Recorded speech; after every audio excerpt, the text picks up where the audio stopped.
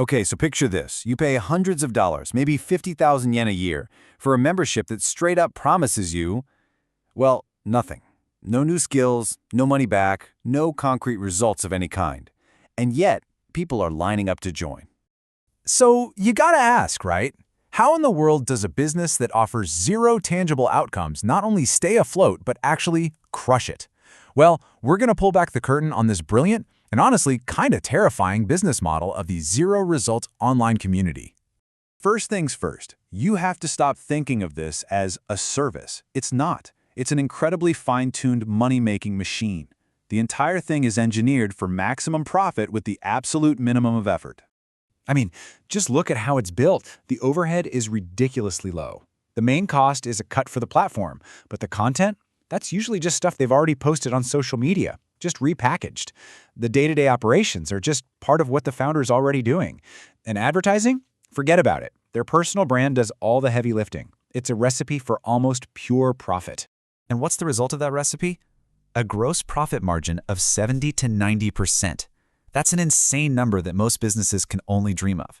And it's all possible because they're selling something that costs them virtually nothing to produce, a feeling of connection. All right, so what happens when a member turns around and says, hey, I'm not getting any results? Well, this is where the genius of the model really shines. It has this perfect built-in defense system, a disclaimer machine that acts like an impenetrable fortress around the founder. It's a brilliant three-step dance. First, if you don't get results, they hit you with, well, results vary for everyone. Translation, it's your fault. Second, if you say the content isn't helpful, they say, oh, you're missing the point. The real value is the community. And finally, the ultimate get-out-of-jail-free card, we're just providing the space like a landlord. Boom, all responsibility gone. And this is the absolute key to the whole thing. Since the seller never actually promised any concrete outcome, any and all failure gets systematically pushed right back onto you, the customer. You didn't work hard enough. You didn't network the right way. You just didn't get it. The blame never, ever sticks to them. But who is actually falling for this? Who's buying in? Well, it's probably not who you think. This model isn't really going after people who are just clueless or lack information. Nope, it's targeting a very specific and much, much larger group of people. You see, a typical online scam goes after the information weak, people desperate for a secret formula. But this targets the result weak. These are people who actually have the knowledge. They've read all the books, they've watched all the tutorials, but they have nothing to show for it. So they're not buying a solution, they're buying the feeling of making progress. This is the term we need to understand, the result weak. These are people who feel totally alone in their lack of progress. They aren't paying for information, they're paying for an identity. They're paying for the chance to be in the same room as people they look up to, hoping that some of that success will just rub off on them.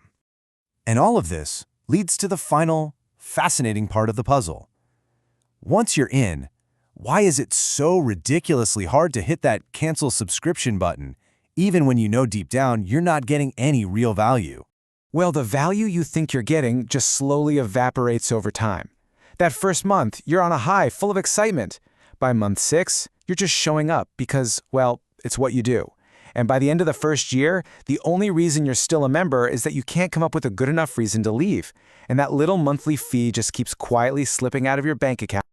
On top of that, there are these massive psychological walls keeping you trapped. You've got the sunk cost fallacy, all that time and money you've already put in. You're scared of losing the friends you've made.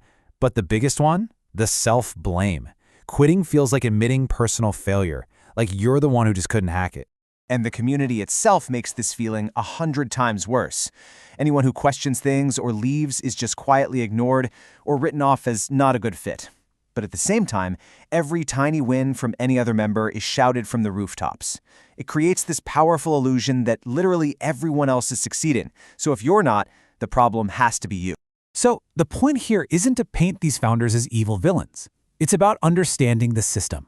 And there's one simple question, one little tool that you can use to see the whole structure for what it really is. And let's be really clear, this isn't technically a scam. It's not illegal. It works by expertly selling things you can't measure, like hope, a sense of identity, and a place to belong. It's not selling results. The goal isn't to find a bad guy, it's just to see the game. And this is it. This is the ultimate question to ask yourself before joining any paid community. The second you hit cancel and your subscription ends, What are you actually left with? What's in your hands? Do you have new skills, a portfolio of work you created, real friendships that exist outside that paid Slack channel? If the answer is fuzzy, or if there's nothing at all, then you're probably just paying for a feeling. And that feeling disappears the exact moment you stop paying the bill.